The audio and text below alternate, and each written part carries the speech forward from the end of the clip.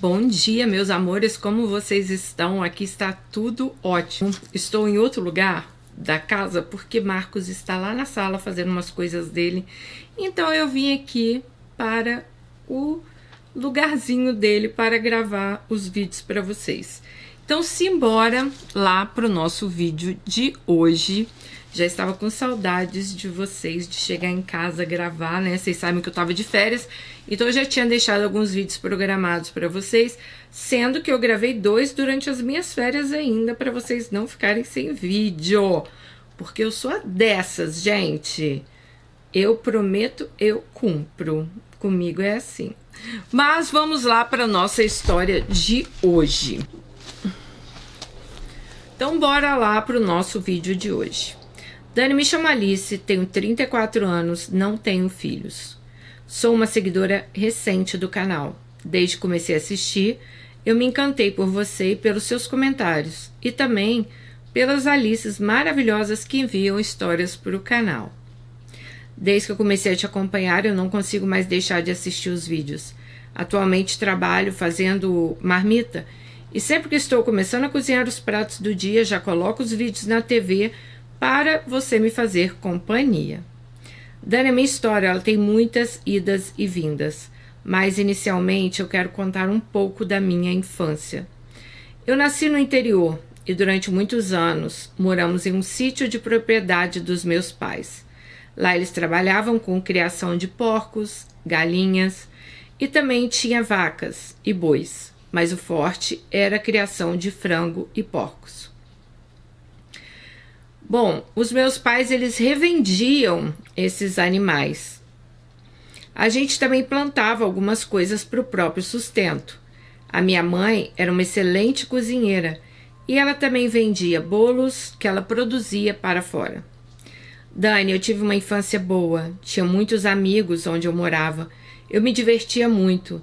Tinha um rio perto da propriedade e a gente sempre se reunia nesse rio para fazer churrasco, galinha caipira e outras comidas do fim de semana. Só que uma vez aconteceu uma tragédia. Um dos vizinhos do meu pai morreu afogado nesse rio. Nesse dia tinha vários amigos do meu pai reunidos próximo ao rio e eles estavam pescando e assando peixe na churrasqueira que eles levavam. Nesse dia um dos amigos inventou de nadar, mas ele já tinha enchido a cara de bebida. Então ele resolveu nadar nesse rio e geralmente a gente só tomava banho na beirada do rio. Mas esse amigo não. Acho que ele queria se mostrar e ele estava realmente bêbado. Ele começou a nadar para um ponto onde ninguém ia. De repente a correnteza levou ele. Meu pai pulou na água com os amigos para tentar salvá-lo. Só que a correnteza estava puxando muito e eles também quase se afogaram. Com muito custo conseguiram voltar. Só que infelizmente não conseguiram resgatar o amigo.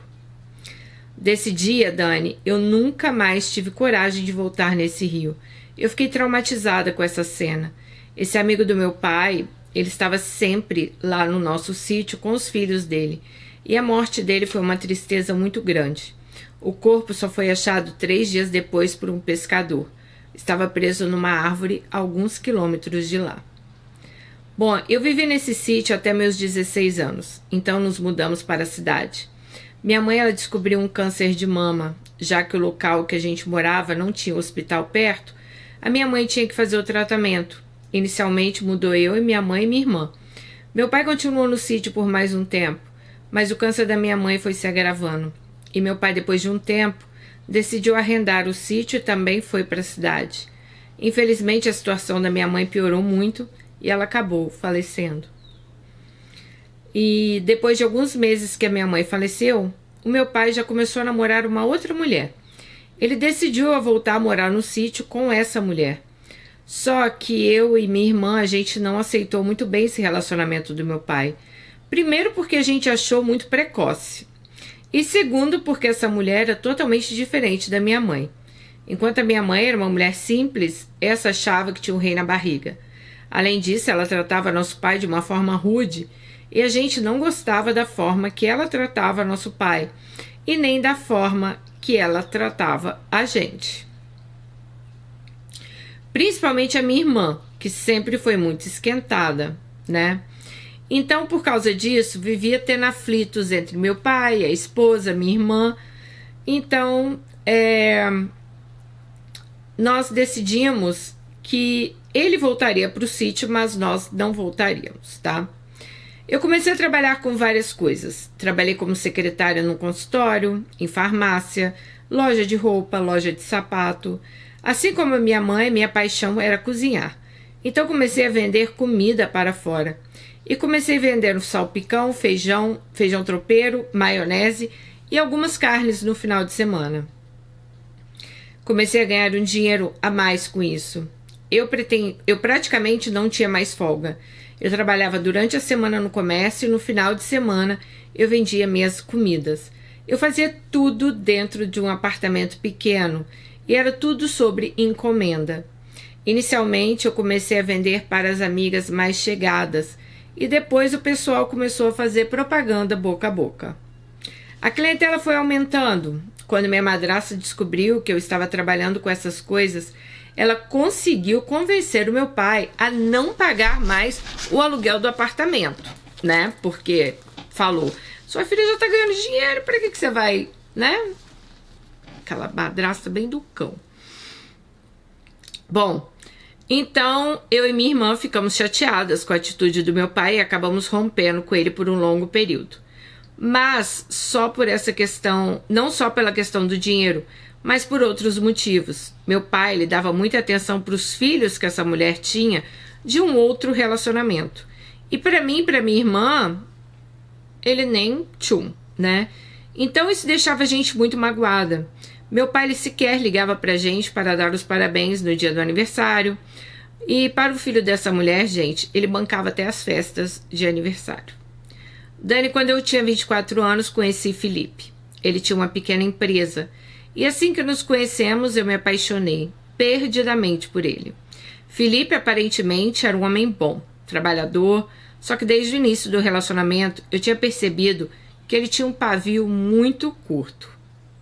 Às vezes a gente saía para fazer um lanche ou um jantar e ele tratava a pessoa que estava nos atendendo de uma forma grosseira.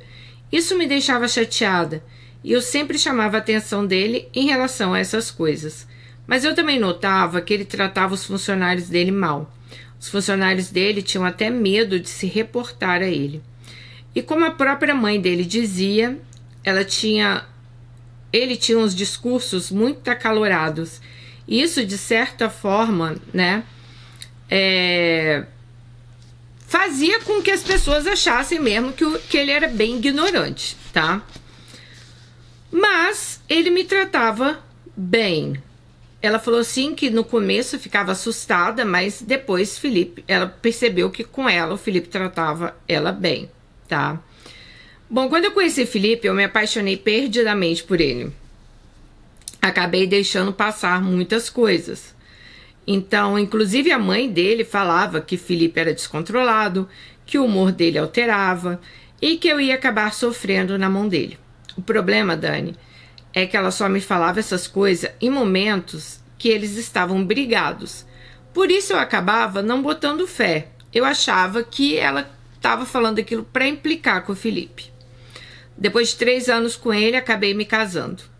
No início do casamento, a gente começou a brigar mais do que brigávamos habitualmente na época do namoro. Só que Felipe começou a beber. E quando a gente só namorava, ele bebia somente no final de semana. Depois de um tempo de casados, ele começou a beber praticamente todos os dias e, consequentemente, ele começou a chegar tarde em casa. Isso começou a piorar o nosso relacionamento. Eu não aceitava eu trabalhar o dia todo. Nessa época eu trabalhava em uma loja. Eu tinha parado de mexer com comida. E quando eu chegava em casa, o meu marido não estava lá.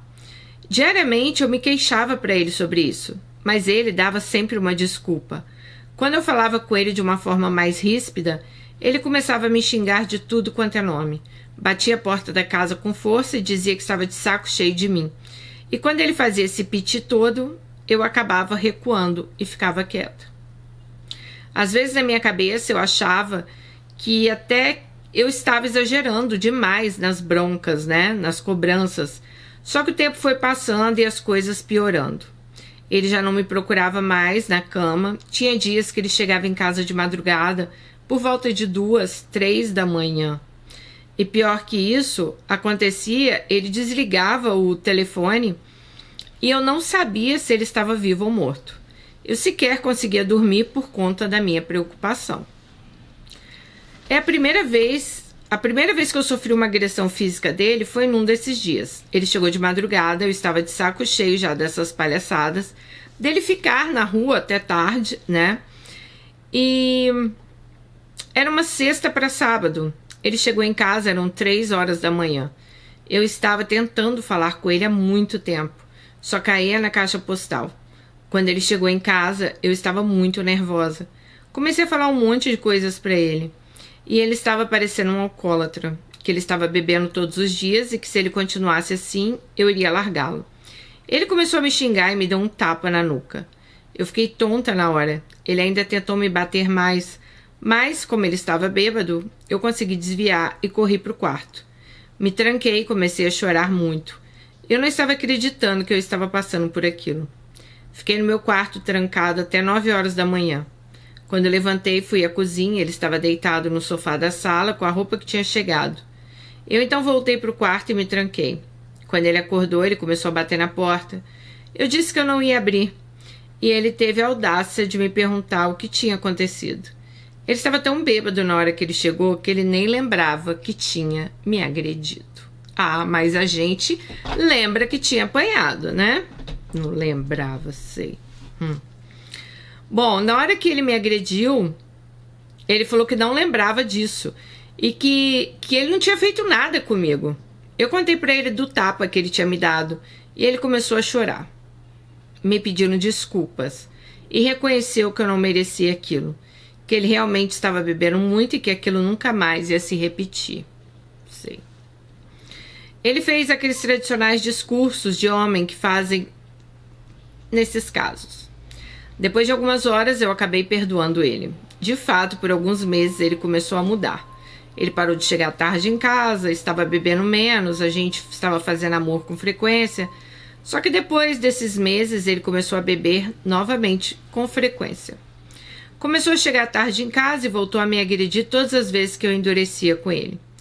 E sempre que ele me agredia, ele me pedia desculpas no outro dia. E como eu estava apaixonada, eu sempre acreditava que um dia ele realmente ia mudar de verdade. Ai, gente. Bom,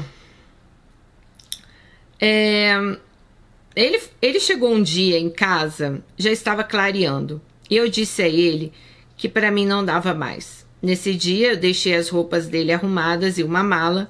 Quando ele chegou, eu já joguei a mala em cima dele. Ele ficou nervoso e me deu um soco no olho. Acabei dormindo depois de um tempo, né? Comecei a chorar, me tranquei no quarto e acabei dormindo depois de um tempo. Quando eu acordei e me olhei no espelho, meu olho estava roxo e inchado. Nessa hora eu tomei a decisão que eu definitivamente não queria aquele sofrimento. Porque eu acho que ela estava vendo, né, o que ele tinha feito. Tava ali, ó, na cara dela estampado o que ele tinha feito. Se até então não tinha ficado, dessa vez ficou, né?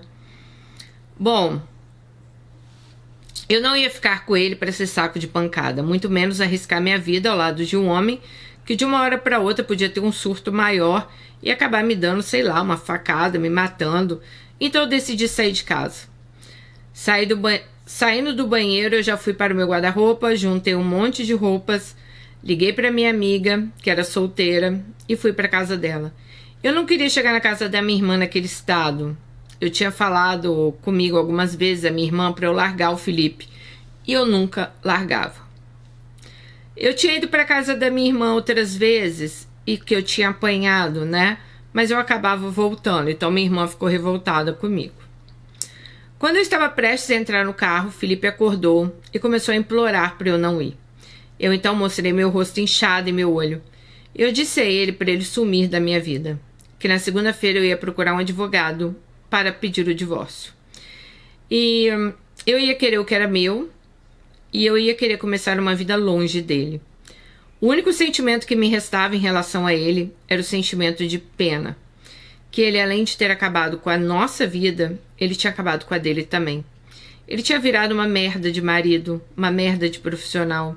A empresa dele estava indo de mal a pior e ele estava cheio de dívidas, a vida toda enrolada. Até os amigos dele mais próximos estavam se afastando dele. Só tinha mesmo amigo de bar. Dani, eu fui para casa da minha amiga na intenção de ficar no máximo uma semana. Fiquei 4 meses com ela. Nesse meio tempo, o Felipe colocou nossa casa e o carro à venda e vendeu. Pagamos o advogado, o corretor, dividimos o dinheiro. Eu comprei um apartamento num condomínio que tem 8 torres de 12 andares, com 8 apartamentos por andar. Nesse condomínio moram mais 2.000 pessoas. Então comecei a vender marmita no grupo do condomínio. Inicialmente,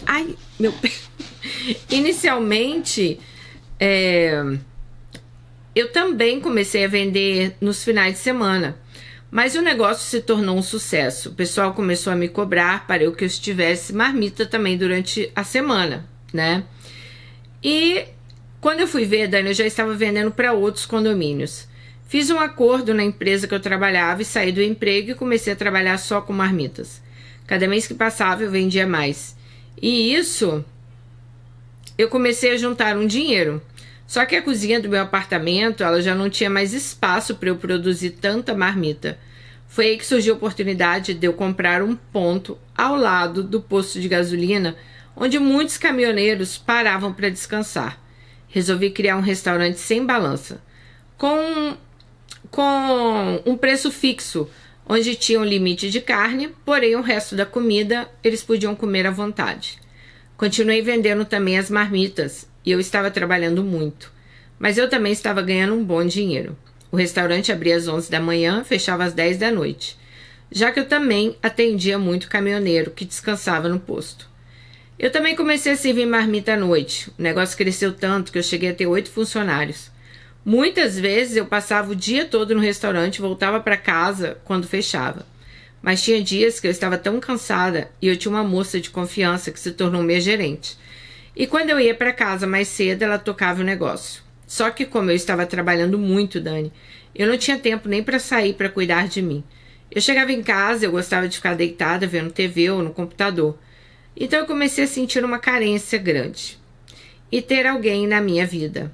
Então eu comecei a entrar em sala de bate-papo e como eu sempre sonhei em conhecer um outro país, eu às vezes entrava em sala de bate-papo lá em Portugal. Um desses dias eu entrei e conheci um homem, vou chamá-lo de Manuel. Começamos a conversar com uma frequência. Ele era muito educado, respeitoso, diferente da maioria dos caras que entravam nessa sala. Ali o pessoal só entrava para falar putaria. A diferença de Manuel era essa.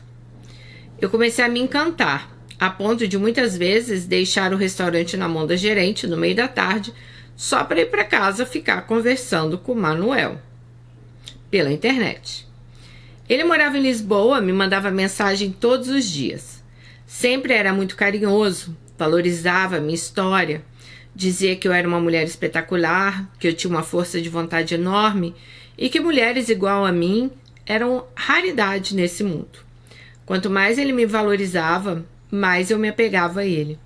E mesmo eu tendo passado muitas coisas com Felipe, eu ainda pensava em Felipe e sonhava como as coisas poderiam ter sido diferentes caso Felipe não tivesse se afundado no alcoolismo. Dani, depois de alguns meses de conversa, Manuel falou que ele viria ao Brasil para me conhecer pessoalmente. Quando ele me disse isso, eu fui muito sincera. Eu disse a ele que não dava para ele ficar na minha casa porque a gente se conhecia pouco e também só virtualmente. Eu tinha medo dessas coisas de internet. Então ele reservou um hotel para ficar relativamente perto da minha casa.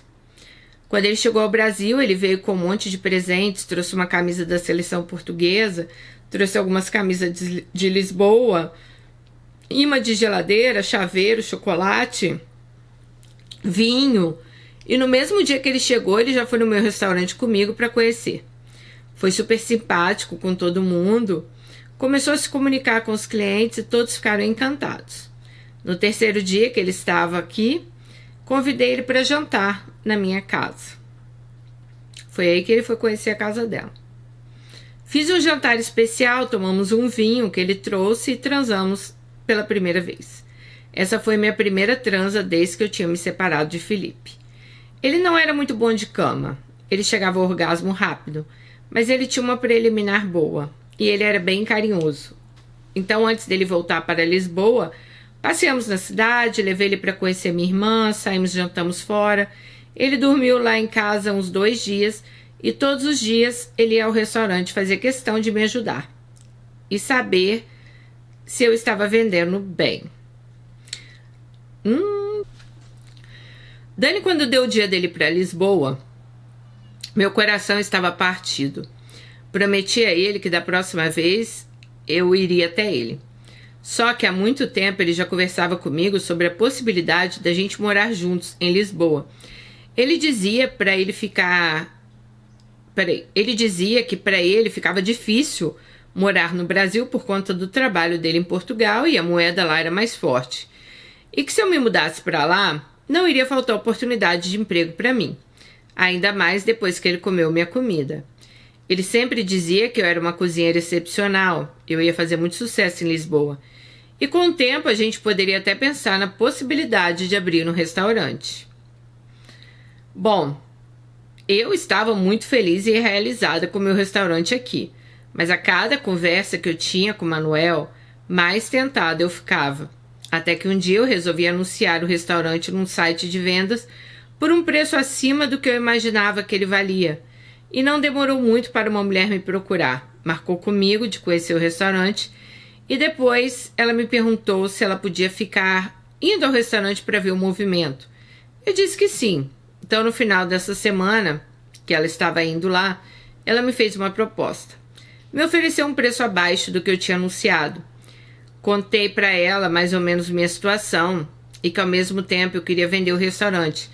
Mas eu também não estava querendo vender, sabe? Eu realmente só iria vender por aquele preço que eu tinha anunciado. Ela ainda me fez uma proposta de parcelar, mas eu disse que só à vista. Então ela pediu uns dias para pensar.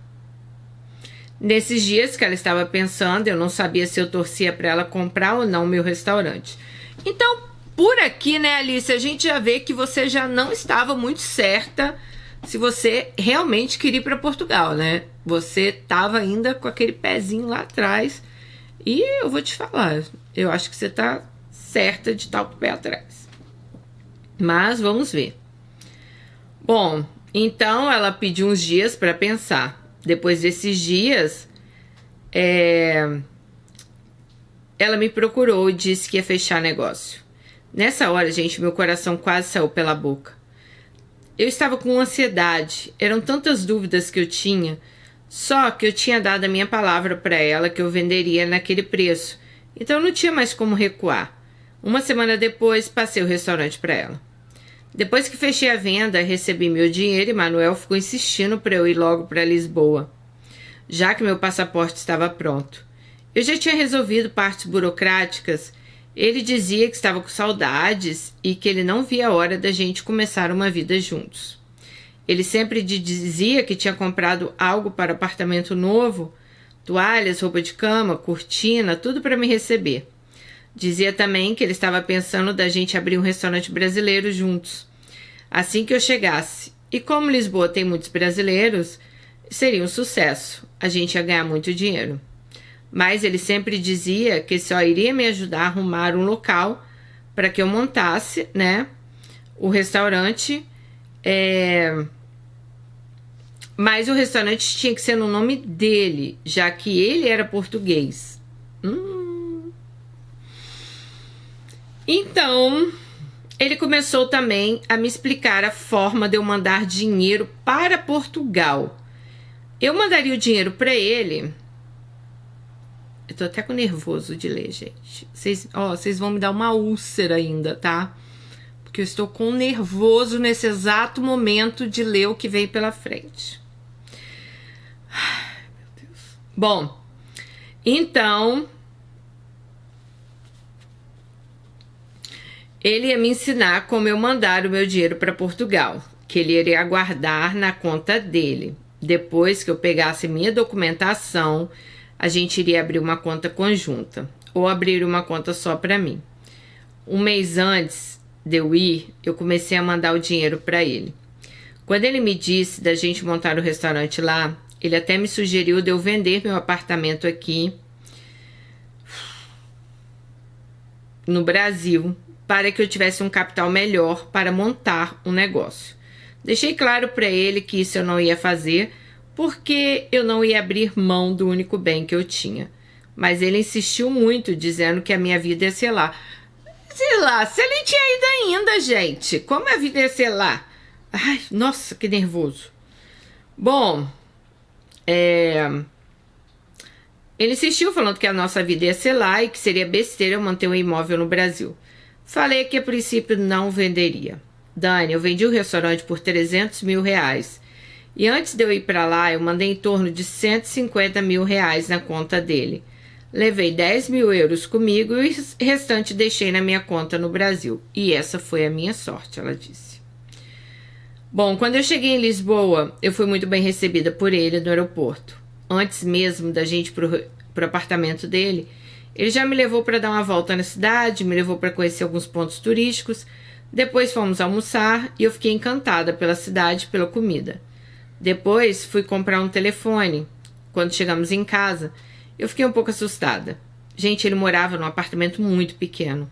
O lugar era até meio insalubre. E eu não disse nada a ele, porque ele sempre dizia que tinha alugado aquele apartamento para morar comigo. Nesse mesmo dia, tivemos a nossa primeira noite de amor. Ele sequer tocou o assunto do dinheiro comigo. No outro dia acordamos, ele tinha preparado um café e novamente me levou para um passeio na cidade. Almoçamos em outro restaurante. Voltamos para o apartamento, ele me apresentou os extratos do depósito que ele tinha feito na conta dele e que eu tinha mandado, o dinheiro. E perguntou sobre o dinheiro que eu tinha levado. Me disse que era melhor depositar no banco logo. Eu então disse a ele que eu tinha levado 10 mil euros, que eu tinha deixado o dinheiro na minha conta no Brasil. Gente, quando eu disse isso, ele se mostrou surpreso e desapontado. Eu disse a ele que eu achava que ia levar todo o dinheiro da venda do restaurante. E disse que achava que eu ia levar todo o dinheiro da venda do restaurante para Portugal. Eu disse a ele que eu preferia deixar uma reserva na minha conta. E deu para ver que ele não ficou satisfeito. No outro dia de manhã, ele disse que ia sair para trabalhar e falou que também tinha que passar no banco para resolver umas coisas.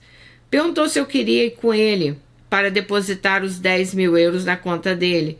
Eu disse a ele que era para depositar só 5 mil e que eu iria ficar com 5 mil em casa.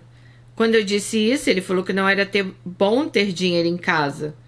Gente, o cara, pelo amor de Deus, você tinha acabado de chegar. Não, pera, eu fico nervosa. Você tinha acabado de chegar em Lisboa. O cara já estava fazendo conta com o seu dinheiro. Até agora eu não vi ninguém falar de dinheiro dele. Tô nervosa. Mas vamos lá. Ele teve a audácia de falar para ela que Lisboa tinha muitos assaltos. Até aí pode ser. Não conheço Lisboa. Já fui em Portugal, mas nunca fui em Lisboa, né? Mas ele falou para ela assim, olha, fica só com 100 fica só com 100 euros em casa, porque é muito perigoso você guardar dinheiro dentro de casa. Mas na conta dele tava tudo de boa, né? Não era perigoso, não. Bom, então, Dani, ele teve a audácia de falar pra mim pra eu ficar somente com 100 euros em casa, tá? Eu disse que eu queria ficar com mais, porque eu estava querendo comprar umas roupas e algumas vasilhas para o apartamento dele, já que as vasilhas de lá eram horríveis. Acabei então ficando com 2 mil euros. Nesse mesmo dia, ele chegou em casa à noite, ele me mostrou o comprovante do depósito. Disse que a partir da outra semana ia começar a olhar a possibilidade de alugar um local, né, para a gente ter o nosso espaço, montar nosso restaurante.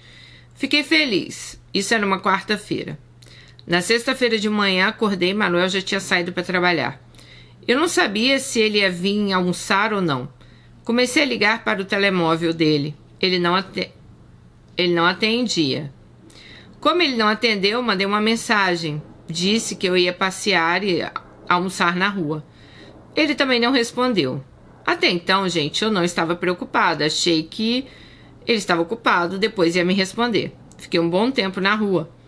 Quando mandei a mensagem novamente, a mensagem não chegou. Mas para ele, a mensagem não chegou no telefone dele. Caraca, será que ele tinha bloqueado ela? Comecei a ficar preocupada de ter acontecido alguma coisa com ele. Resolvi voltar para casa para ver se ele estava em casa.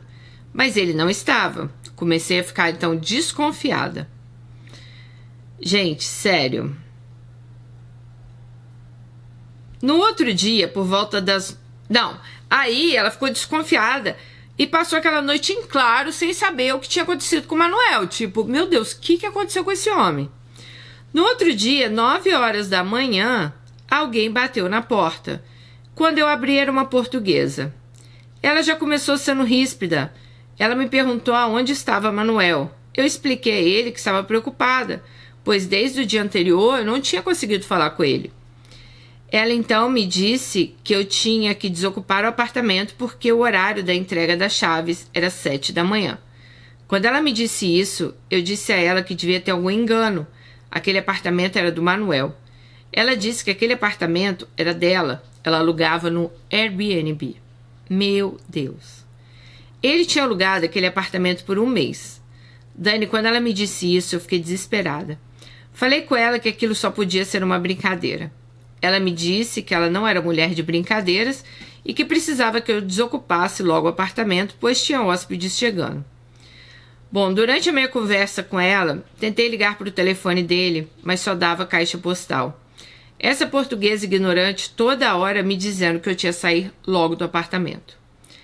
Eu ainda tentei negociar com ela para eu pagar mais alguns dias, né, na esperança dele voltar. Ela disse que todos os imóveis dela estavam ocupados, e então comecei a chorar. Porque a essa altura eu já tinha certeza que eu tinha levado um golpe. Eu então juntei minhas coisas, ainda coloquei as coisas dele numa sacola e fui embora do apartamento. Parei num café perto desse prédio para raciocinar, saber o que eu ia fazer. Eu não conseguia parar de chorar. A atendente do café começou a conversar comigo e perguntou se estava tudo bem. Eu vi que ela era brasileira. Me abri com ela e contei o que tinha acontecido. Inclusive mostrei a foto de Manuel. Ela me disse que tinha muito português lá que estava dando um golpe em brasileiras e em pessoas de outras nacionalidades. Quando ela falou isso, eu fiquei apavorada. Ela me sugeriu que eu procurasse a polícia. Ela também me disse aonde tinha um hotel com preço bom. Essa mulher foi tão gentil comigo que ela ainda me passou o telefone dela e me disse que se eu precisasse de alguma coisa lá na cidade, para eu ligar para ela. Gente, quando eu cheguei na polícia, a polícia me atendeu. O policial que me atendeu disse que eu tinha caído num golpe. Ele provavelmente nunca mais iria aparecer. Quando ele falou isso, eu tive uma crise de choro. Ele mostrou-se muito frio, disse que ele não poderia me ajudar, porque provavelmente Manuel já teria usado até um nome falso, talvez o nome dele nem fosse Manuel. Eu não estava acreditando que eu tinha caído num golpe desses, já que é uma coisa que a gente sempre vê na TV, mas acha que a gente nunca vai acontecer com a gente, né? Eu permaneci esse dia no hotel na expectativa que ele ainda ia entrar em contato. Às vezes eu pensava que ele podia ter sofrido um acidente, mas que ele ia me ligar, né? Que alguma coisa ia acontecer, tá? Quando foi no sábado de manhã, eu decidi que o que me restava era ir para o aeroporto e remarcar minha passagem. Eu tive que comprar a passagem de ida e volta, né? Porque ela não ia só com passagem de ida. Então, ela ainda tinha a passagem de volta, que era a sorte dela, tá? Tinha uma diferença ali de tarifa, o valor ficou alto, mas eu não tinha o que fazer. Bom, me falaram que tinha um voo para eu voltar para o Brasil naquele mesmo dia à noite. Era um sábado. Eu preferi marcar para segunda, porque eu ainda tinha uma esperança de Manuel aparecer, e assim eu fiz. Remarquei para segunda-feira. Chorei praticamente todo o tempo que eu estava no hotel. Não entrava na minha cabeça como um ser humano podia ser tão filho da puta de fazer isso com outra pessoa, né? Eu liguei para minha irmã. Eu não tinha contado para ela antes, gente. Eu tava sem coragem, né? Então eu liguei para minha irmã e ela quis me julgar, disse que eu tinha sido muito inocente. Acabei discutindo com ela, porque eu já estava sofrendo muito e a única coisa que eu não precisava era alguém me apontando o dedo. Dani, quando eu cheguei no Brasil, estava sem chão. Passei dias trancada dentro do meu apartamento sem sequer falar com ninguém, sem ter vontade absoluta de fazer nada. Depois de alguns dias, eu disse para mim mesma que não ia me entregar daquele jeito. A única coisa que eu tinha que fazer para diminuir meu prejuízo era começar a vender marmita novamente no grupo do condomínio. Comecei a atender outras pessoas além do pessoal do condomínio e hoje eu vivo bem com a venda das marmitas. Recentemente, o Felipe me procurou novamente. Ele pediu para conversar comigo pessoalmente, me pediu desculpas de todo o mal que ele me fez, me contou que se internou numa clínica, que parou de beber e está frequentando uma igreja evangélica. Eu aceitei as desculpas dele nesse dia, nos encontramos, só que agora ele está pedindo pra gente uma nova chance. Chegamos a sair algumas vezes, jantar fora, visitei a igreja com ele. Ele me propôs da gente voltar inúmeras vezes, mas mesmo vendo que ele está mudado, eu disse a ele que eu não estou preparada para dar essa chance. O problema, Dani, é que eu ainda amo o Felipe, né? Só que ele sem bebida é uma pessoa e ele com bebida é outra pessoa, né? Bom, talvez eu ainda cogite a chance de dar uma nova chance para Felipe. Eu acredito que as pessoas possam se transformar, mas eu tenho que ter certeza que ele nunca mais vai beber. Eu não descarto um dia pelo menos voltar a namorar com ele. Dani, querida, essa é a minha história. Já caí e levantei 3 vezes. E como diz uma amiga minha, eu já posso até pedir música no Fantástico. Um beijo pra você e para o seu irmão. Caramba, Alice! Que história, menina! Que loucura! Olha, esse é o mal, né, gente? Bom, primeiro vamos falar lá do seu casamento, né?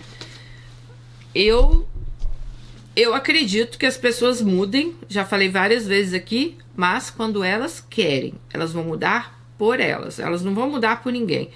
Então, sinceramente, eu teria um pezinho bem atrás com o Felipe, até porque, né, gente, seu casamento não terminou só por causa da bebida. O Felipe te agrediu, te bateu, te deixou com o olho roxo. Então, assim, faça uns prós e contras, né? Eu não voltaria com um homem que encostou a mão em mim, a ponto de me deixar olhar no espelho e ver que eu tenho um olho roxo. Sinceramente, gente, não rola, sabe? Mas, né, cada um é cada um, você é você, eu sou eu. Mas eu acho que você deva pensar muito nisso. Já basta a sua ingenuidade aqui com a segunda parte da sua história. Bom, você vai para Portugal. Gente, você dá todo o dinheiro na mão desse homem, amiga. Não, ainda bem que você não deu todo o dinheiro, né? Mas você dá boa parte do seu dinheiro na mão de um homem que você nem conhece. Gente, pelo amor de Deus, o cara começar a insistir, ai, vende tudo, vem pra Portugal, vem ficar comigo. Peraí, nem te conheço direito. Aí já quer que eu mande dinheiro pra Portugal pra montar uma coisa. Eu vou montar uma coisa com alguém que eu não sei nem se essa pessoa tem dinheiro também pra investir? Pensa. Então, sinceramente, não rola, sabe? Vocês têm que ser mais desconfiadas, gente. Não dá pra ficar confiando nesse tipo de gente. Eu sei que... Eu tava até ouvindo uma história esses dias que a pessoa falou isso, sabe? O problema da mulher, principalmente mulheres da nossa idade, é que a gente foi criada pra viver um conto de fadas. Aquelas histórias de conto de fadas. Só que isso não existe, né? Então, a gente fica achando que aquele sapo vai virar príncipe. A gente fica achando que aquela pessoa vai mudar por nossa causa. Nossa, vai virar o melhor marido do mundo. Isso não aconteceu em anos. Por que isso vai acontecer agora? Qual sinceramente, qual a garantia que você tem que o Felipe realmente mudou? Ir pra igreja, sabe? Ficar sem beber uma semana não é garantia de nada. Então é o que eu sempre falo para vocês. Não me mostra com palavras, não. Me mostra com atitude. Então, se você quiser voltar a sair com ele, namorar, cada um na sua casa, sabe? Até falo, vai lá, tenta. Mas vocês têm que ver as atitudes da pessoa. Gente, falar qualquer um fala. Olha, até o português veio e falou aí, te fez acreditar que vocês iam ter um restaurante, que nossa, como eu sou bom. Olha, você vai para Portugal, a gente vai ser assim, a gente vai ser assado. E te passou a perna, entendeu? Eu não tô falando que eu também não poderia cair nessa história, não. Poderia sim. Hoje não sei não, seria difícil, tá? Porque dinheiro meu não vai para conta de homem nenhum, não. Ah, mas não vai mesmo. Porque só eu sei o esforço que eu faço para ganhar meu dinheiro. Entendeu? Então, eu acho que vocês têm que ser mais desconfiadas. Vocês têm que se questionar mais. Pera aí, esse homem tá me chamando para ir para Portugal, mas que dinheiro que ele tem para investir nesse negócio? É só eu que vou dar o dinheiro? Aí já queria te fazendo pressão, te conheceu uma semana e ficou uma... Não, sério.